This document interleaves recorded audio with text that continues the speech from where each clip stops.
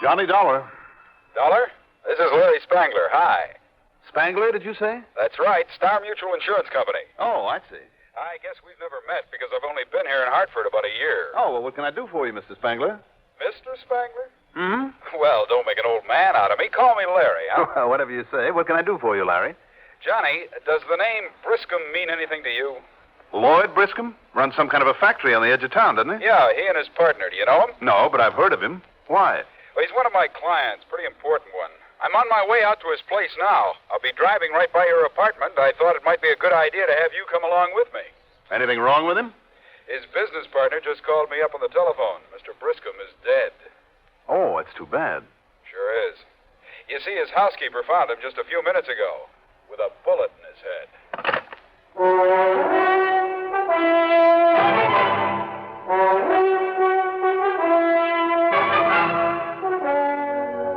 The CBS Radio Network brings you Mandel, Kramer, and the exciting adventures of the man with the action-packed expense account, America's fabulous freelance insurance investigator. Yours truly, Johnny Dollar.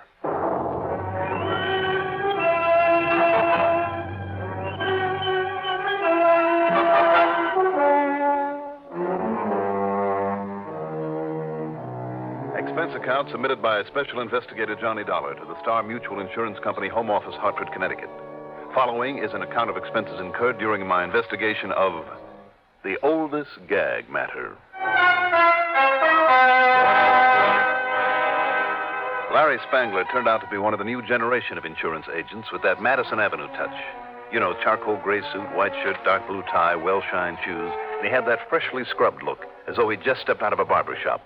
He was maybe 25 or 6, good-looking in an almost pretty sort of way, with a well-tanned complexion, plenty of dark curly hair, and above all, that eager expression of the young man who's out to set the world on fire. Yeah, the Briscom place is down on Live Oak Avenue, Johnny. On south of here a ways. You're the driver. I'm certainly glad you were able to come along. Any idea who might have wanted to kill Mr. Briscom and why? Oh, I have plenty of ideas. But why don't we see what the police have to say when we get there? Oh, then you've called them, John Barber, the old man's business partner, called them. Same time as he called me. I see. At least he said he did. Well, any reason why he shouldn't have? Ooh. Do you know John Barber? Never heard of him. Well, at least you'll be starting on him fresh then. I mean, no preconceived idea about him. Why do you say that?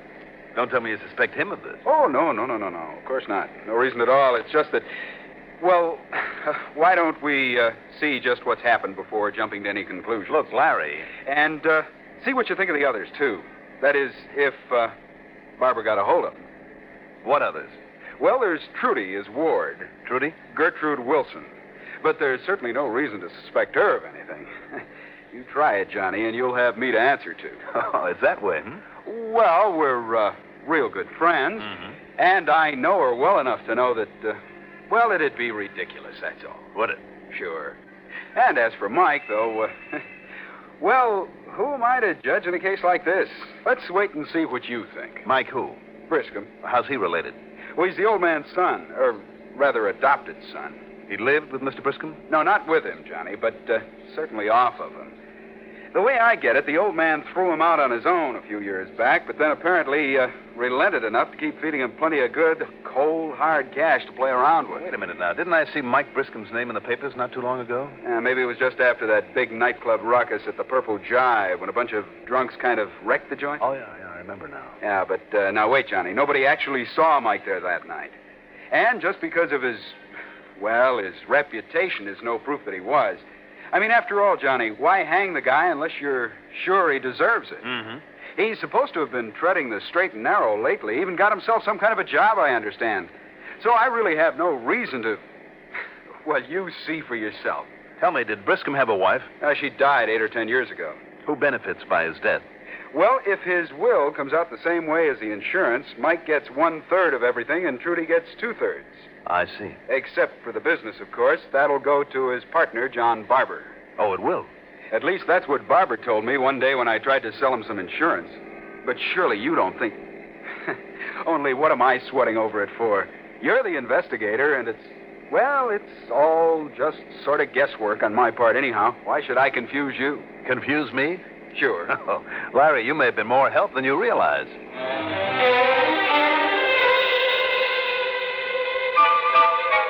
In charge at the Briscom place was Sergeant Danny Gilbert, not the homicide man I'd have picked for a case like this.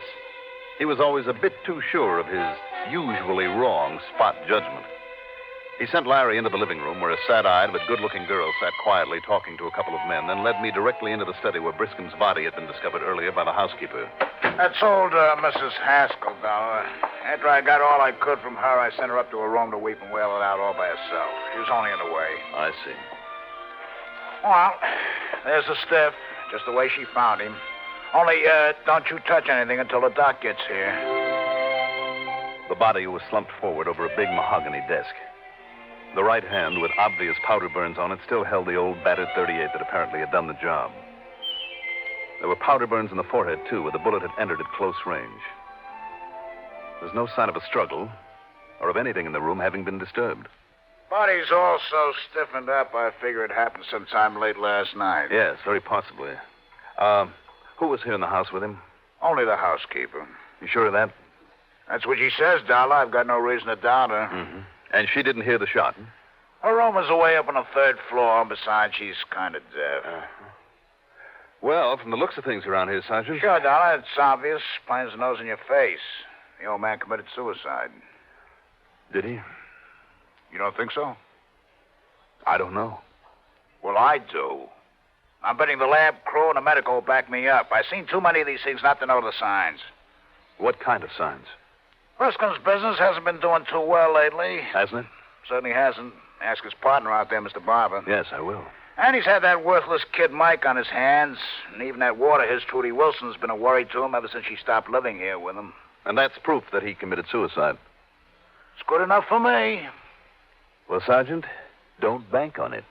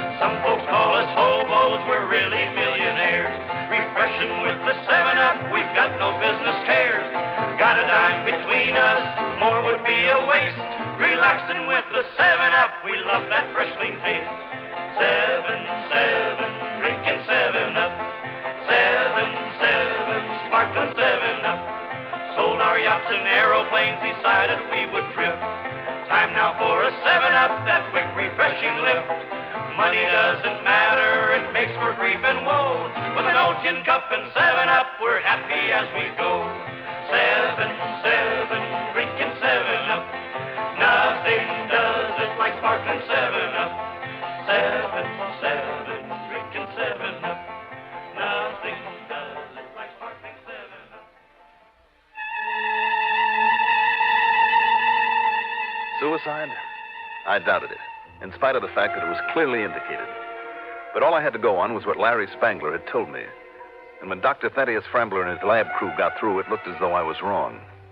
They could find absolutely nothing to suggest anything but suicide. The only fingerprints on the beat-up old revolver, Briscom's gun that he'd had in his desk for years, the only prints on it were his own. The angle of the shot, its proximity as indicated by the powder burns, the burns on his hand, still holding the gun, all showed that it must have been his finger that pulled the trigger. But maybe with a little help from someone else. Dollar, that's suspicious mind of yours. Sergeant, what about the fact that the gun was still in his hand? Doesn't mean a thing. Well, wouldn't he have dropped it to the desk or to the floor when he died? Not if the bullet hit some part of his brain that caused the final spasm, made him tighten up. Ask the doc here, Dollar. Go ahead, ask him, will you? All right, Sergeant. Doc, the law says you have to do an autopsy in a case like this. I'd like to know the results of it. It's all right by me, Doc. You can tell him anything he wants to know as far as I'm concerned. But it isn't going to make any difference. We'll see. And, Dollar, you'll only be wasting your time talking to those people out there in the living room. Young Miss Trudy, that Mike Briscoe, and then Mr. Barber. Well, maybe, Sergeant, but I'd like to talk with them anyway, and separately, if you have no objections. Oh, Dollar, that suspicious mind of yours. You said it. Suicide? Oh, no, Mr. Dollar. I'll never believe that. Daddy simply wasn't wasn't the type to commit suicide. Never. Mm-hmm. Isn't it true that he was kind of worried about you, Trudy? Because of the way I left him, moved away from here to get along on my own. He didn't like it, if that's what you mean. Why did you leave him? I understand he was very good to you. I know, and it may have seemed ungrateful. Because he and his wife took me in when I was just a little baby. Mm-hmm. They fed me, they clothed me, gave me an education. And after Mother died, he even sent me to college. But he was such a tyrant. He wouldn't ever let me think for myself, do the things I wanted to do, go with the people I wanted to go with. He insisted on running my whole life. Even the man that I want to marry wasn't allowed in the house. I see. When Daddy had business with him, he went to see him at his office. Trudy. I'm not a child anymore, Mr. Dollar. I have a mind of my own. Oh, I can see that. I felt I had a right to use it to do the things I want to do. And I've done very well, thank you. Even he had to admit it and stop harping about the way I broke his heart by leaving him. You don't seem too upset over his death, Trudy. Well? No. No, I'm not. Because of the fortune that'll be coming your way now? Yes, partly. It'll make me free, independent. I can marry the only man I've ever wanted to marry, do exactly as I please, without this stubborn old man breathing down my neck all the time. Trudy, you realize, don't you, that if he didn't commit suicide... Of course he didn't. ...that a statement like that might point the finger of suspicion at you as a possible murderess? Would you rather that I'd lied to you, Mr. Dollar? Suicide? A strong-minded, stubborn old codger like Frank Briscom? Never, Mr. Dollar, never. You seem pretty sure of that, Mr. Barber. Well, I've reason to. If you'd been in business with him for nearly 10 years, as I have, you'd know it couldn't have been suicide, too. Even the worries about your business? He had no worries about it, not really, Mr. Dollar. Don't you know how much Frank was worth? Nearly $1 million. I mean, of his own. Sure, the business hasn't done very well lately, but that's because of him. What do you mean by that? That stubbornness of his over his out-of-date, old-fashioned methods, his refusal to let me put in new, efficient equipment, inaugurate new procedures that could have made a fortune, that could have put me on easy street, too. Believe me, things will be different now. Now that he's conveniently out of the way and you'll have the business alone? Yes. Yes, that's right, Mr. Dollar. In other words, then, Mr. Barber, if it wasn't suicide... And I'm certain it wasn't. You've shown a pretty good motive for killing him yourself, haven't you? Oh, no, That's ridiculous, but I suppose I have now, haven't I? You certainly have. Would you rather that I tried to deceive you about my feelings in this whole matter? What do you want me to do, Dollar? Try and put on an act? Then you're not at all sorry, Mike. Why should I be? After all, he was no blood kin to me any more than he was to Trudy or her to me. So I understand. So I'm not one bit sorry the old man's gone. There's been a lot of times I wished I could have kind of helped him on his way. In spite of the fact that he was pretty good to you over the years? He's doing a lot better for me right now, Dollar, than he ever did before. You mean the money you'll inherit? Sure. A third of his money, 1/3 of all that nice insurance. All in one nice big hunk. No insurance if it was suicide, Mike. Oh, now, wait a minute, Dollar. Well? Did you know the old man? No, I didn't. Well, if you had, you'd know perfectly well he never knocked himself off. I don't care what that crazy cop says. You don't think so? I know he wouldn't. And another thing. Yeah? He took on a lot of religion the last couple of years, took it real serious. Oh? I guess that's why he kind of got charitable and started giving me some dough now and again. And to him, the worst sin he could do would be either to kill anybody or to take his own life. In fact, Dollar, he bored me with a lecture on, on that subject more than once. Mm-hmm. And if you'd known him, you'd know he was dead serious in that religion stuff. You said that you considered helping him on his way. Well, I said I kind of wished I could, is all. That's all I said. And, well, that, and then I'm glad he's gone, yeah. Any idea who might have done it, Mike? Besides you? Almost anybody might have done it. I mean that would have got something out of it. Like who? Well, how about Barber? That gets the business now. What about Trudy? You really think so? I don't know. I can't see either of them actually doing it. You know, my only gripe, Dollar. What's that? Trudy gets 2/3. I only get 1/3. Now, maybe if I was smart and I wasn't so lazy, I'd make a big play for her. You know? After all, we're not real relatives, so I'd marry her and then, I'd have my hands on it all. But I guess I'd never get her away from that guy she's going with. Larry Spangler. I'll do all right anyway. My share of all that dough, even without the insurance, is good enough for me. And you know how much that's going to amount to, Dollar? Enough to kill him for, Mike? Sure. Absolutely. But I didn't do it. And Dollar, he didn't commit suicide. I'm beginning to think maybe you're right about that. About no suicide? Yes. But I didn't kill him. Somebody did.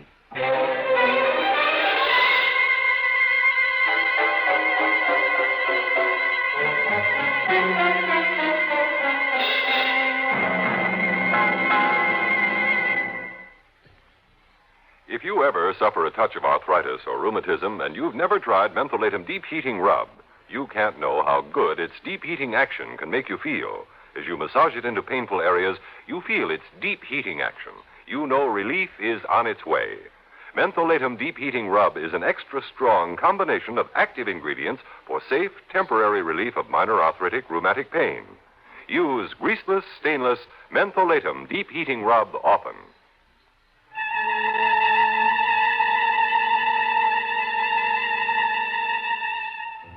The body was taken to the morgue. Then Sergeant Gilbert, still sure that it was suicide, felt there was no reason to hold any of Mr. Briscoe's beneficiaries and told them they could leave. Told me to forget the whole thing. Then he left us there. And if you'll excuse me, I better get on down to the office. I'm afraid Frank's death is going to be quite a shock to some of the older employees who've been with him since he started the business. Yes, Mr. Barber, maybe you'd better get rolling with some of those profitable new procedures that you were telling me about. Huh? Now that you've got Mr. Briscoe out of your hair. I've got him out of my hair. Are you implying, Mr. Dollar? If the shoe fits. I get a little tired of hearing Sergeant Gilbert say it, but you are a suspicious man. All three of you swore it couldn't be suicide. I know, but... excuse me. I must go. You mind if I bum a ride with you?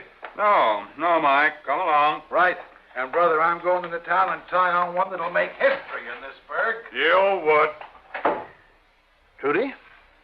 Certainly no reason for you to stay around. No, I'll be glad to get out of here.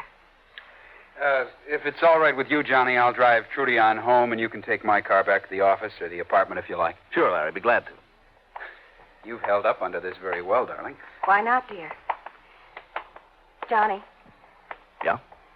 In spite of what that policeman and the doctor and those laboratory men said, do you think it was suicide? You worried about the insurance money that won't be paid if it was? Now, Johnny. Of course not, Johnny. And do you know why? Because compared to the rest of the estate, the insurance doesn't matter. I'll be perfectly content without it. But you didn't answer me. Suicide or murder? Trudy? Yes. You know, that's a very good question. If motive alone were the answer, I'd surely say murder. But considering the circumstances, what little evidence there is... Of course, Johnny, it has to have been suicide. Because it'll save your company having to pay off? Well, that is something to think about, you know. Come on, honey, I'll take you home. See you later, Johnny.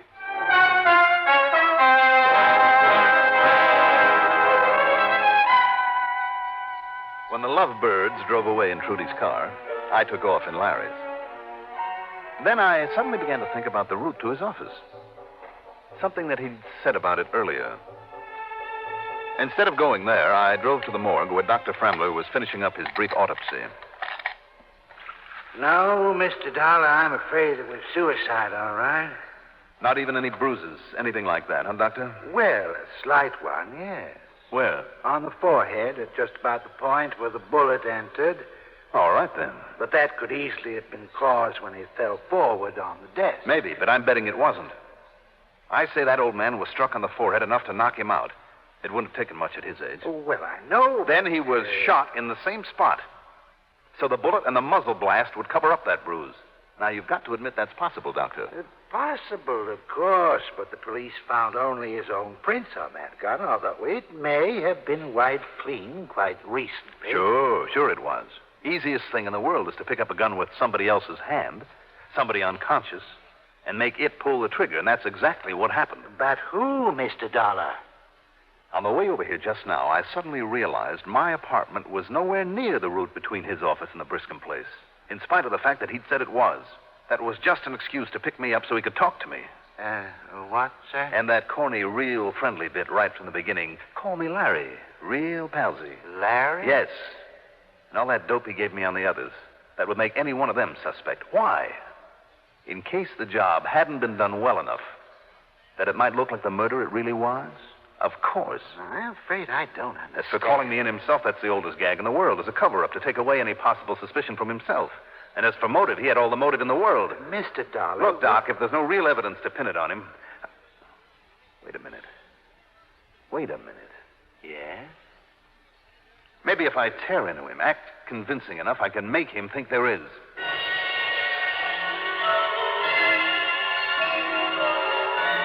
No, Johnny, you're out of your mind. As for motive, Larry, who had a better one?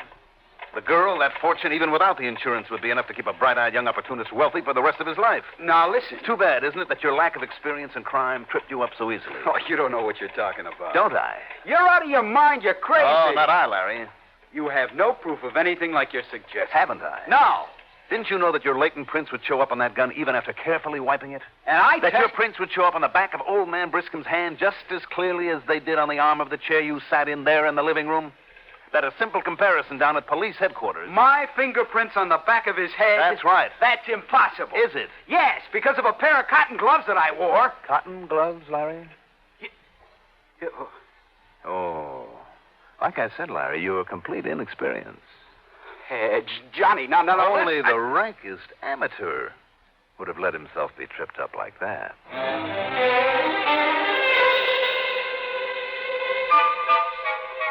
And only the rottenest kind of insurance man would have tried a thing like that. Thank heaven there aren't very many of them. Expense account total? Wait a minute. Of course, there isn't any. And you know what? I'm glad there isn't. This kind I wouldn't want to collect on anyway. Yours truly, Johnny Dollar.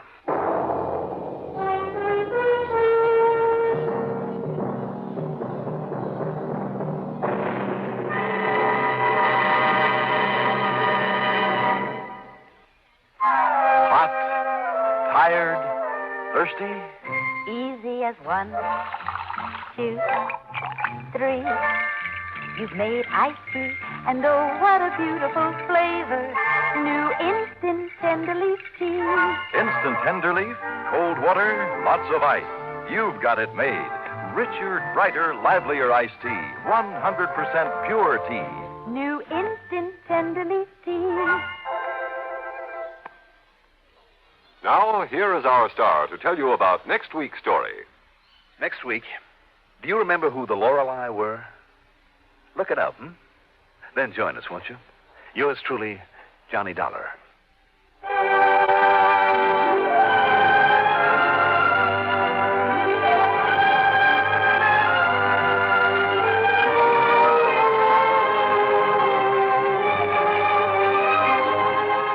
Yours truly, Johnny Dollar, is written by Jack Johnstone, produced and directed by Bruno Zerato, Jr., musical supervision by Ethel Huber. Johnny Dollar is played by Mandel Kramer. Also featured in our cast were William Mason as Larry, Charita Bauer as Trudy, Raymond Edward Johnson as Barber, Ivor Francis as Doc, and Ralph Bell as the